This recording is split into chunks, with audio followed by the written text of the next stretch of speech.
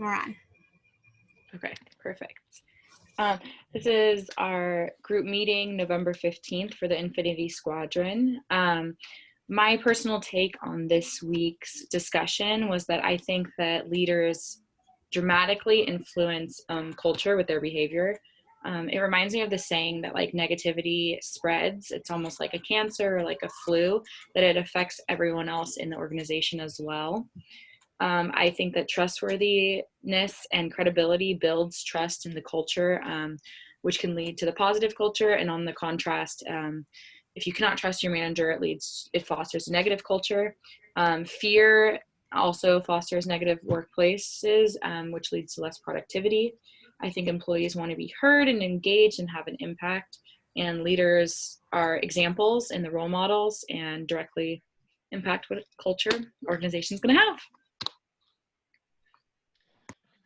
Thanks, Adriana. When I looked at the bullet points, I thought about the different organizational cultures that I have worked in, and I've spent most of my time, interestingly enough, working, I realize, for family-owned businesses, majority of them, and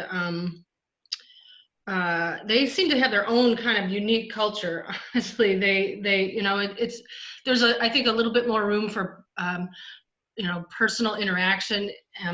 But they definitely have a culture. My experience has been that culture is pretty generally based on the values of the family that's running that. I agree. I also believe that personally that not only does the leader shape the culture, but frankly, I think it's really part of their job. Let's see, I think my most personal experience, and to me, the most interesting experience I had actually with corporate culture was when I went to work for this woman who owned a small business. And one of the things she asked me to do as soon as she hired me was to improve company culture. And she really meant it. Like, she wanted me all the time, like it was a to-do list, like today, Tuesday, put on your checklist, improve company culture. And I was trying to explain to her for the longest time, like, company culture just isn't a thing I can put on my checklist for the day. Culture isn't morale, and although they each can affect the other, I think. And I didn't end up working for her very long because she didn't really want to change anything that she was doing. And I think, that was something I talked about in my discussion. There was a lot of discussion about, do you have to change culture to change the way a company behaves, or can you change maybe even behavior to change the culture in a company?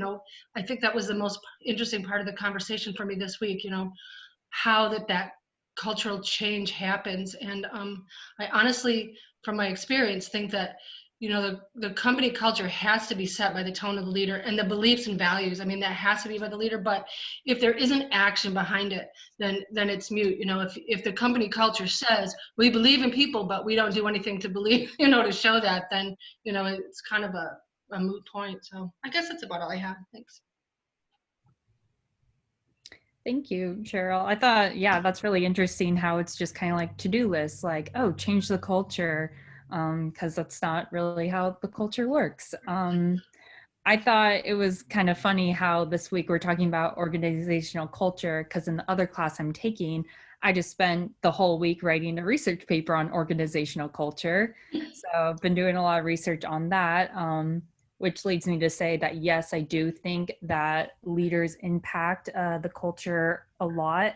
I think it is part of like their job to shape the culture, because they help to shape like the beliefs and the values, and they like help to reinforce them through whatever the company wants to like connect with. I think it's a lot about like the communication that they have with the different like employees, like how do they like communicate with each other, and the relationships that like they build. It's a lot about teamwork and transparency of like at Starbucks, you can always tell the like the mood on the floor, like, are we having a good day? Are we having a bad day? And it is a lot on like the supervisor, the manager, like who's in charge. Like you really have to like show up for your team and be like, this is going to be a good day, and we're going to like embrace those values that Starbucks wants to have. Because like Starbucks is a very big company, and they have the same like values and beliefs, but each store, you have to have the leaders in each store to really like represent those values and be a leader and really bring that culture. Thank you, Courtney. So I agree with everything you guys said. It's so true that the culture that a leader creates, it's so important because it not only creates a positive environment for the workers, but it can eliminate any hostile environments as well. For my personal experience, I currently work for a school district, and I currently work in the special ed department. Before I applied, they had a reputation that it was like the worst department you can work for. There was bad leaders, very unorganized, so nobody in-house wanted to apply because like, I don't want to deal with that stress. I don't want to work in that type of environment. I still took a leap of faith thinking, things can turn around. And with new management, realizing the reputation that was created, she was able to change it, to bring more communication, to build that trust, to show that she had a more open door policy. I felt like everyone before me was more scared to kind of let them know like, hey, this is what other people are seeing. And we need to kind of create, more welcoming approach to our office. And it's changed drastically. And now we're the department that everybody wants to work for. Everybody wants my boss. So it does make a huge difference. So, it is, you guys said, it is up to the leader to make those changes, but it's also their responsibility to be willing to hear the criticism as well, when they're not in the right or they need to make a change or difference. So that's my. Awesome. I completely agree with all of you. I had a similar experience to you, Jessica. In the past few years, we had a new executive director come on who has struggled with this a lot, creating a new culture for us with more open door policy and creating that trust that was previously broken. Everybody was kind of shut down before, and it does take a lot of work and just the leader to be the example. It's like lead by example constantly. Even when he feels pushed down, he has to keep moving forward with that. So that way we all see that. I think he has come a long way. Some more about the culture. I do work for an educational institution, so we are, it's a very learning culture. It's very, constantly, they provide time and also funding for the staff to be able to continue to grow and learn, and also knowledge share.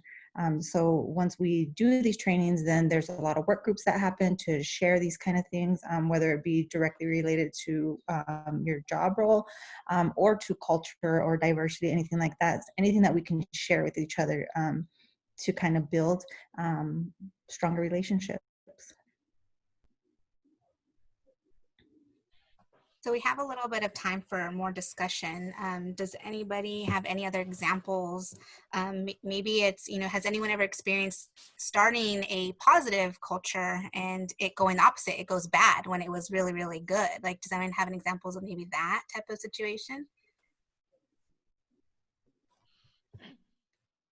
I can say for me, when I worked for Nordstrom, I had a really, really good manager. She was very supportive, very hands-on. And then there was a management change where they moved the managers to different stores. And then we experienced someone with very little knowledge on how to run a store. So it created, we lost trust, and we kind of like started falling apart because we were one team at one point, but then the manager couldn't keep us together. So we all kind of did our separate things, and we started seeing this a drastic decrease of increases in our store. And I think it was just more because she wasn't keeping that team bonding and wasn't keeping us working close together and creating that culture of more of like a family. It was just more of like, you're just here to work. And I think we were so used to family oriented type of work that it made the culture seem more like, well, I'm just here and I'm going to go check out and that's it. And so it really kind of made a difference. And I think, that's hard when you were in a really good spot and then you go backwards to something you're not used to.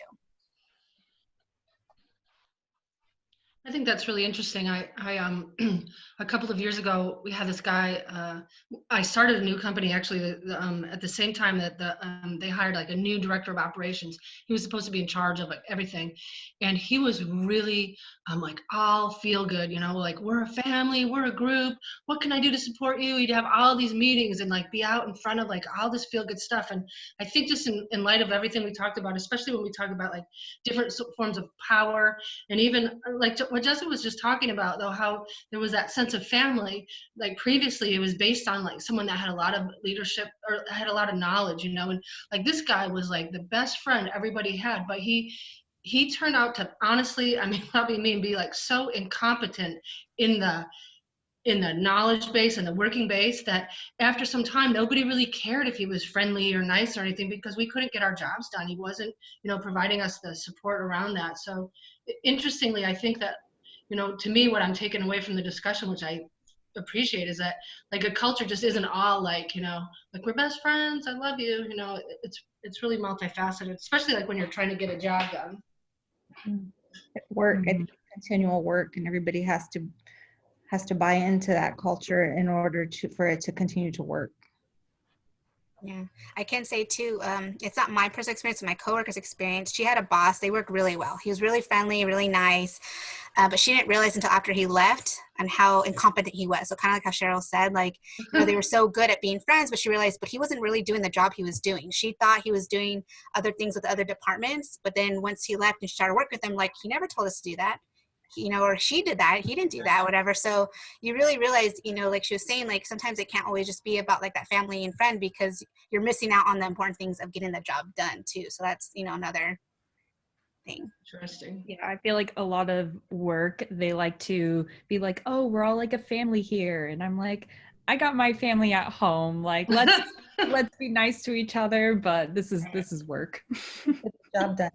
I've had a pretty interesting experience with like what you said, Jessica, about having just like different manager and then having a completely different experience. I promoted with one manager and then have had 3 managers since then. And it's like each manager teaches me something completely different, or some other ridiculous Starbucks policy that I had no idea about because I was trained. And then I'm like, oh my God, I didn't know I have to do this, this, and this, because my previous manager, expectations, that wasn't expected.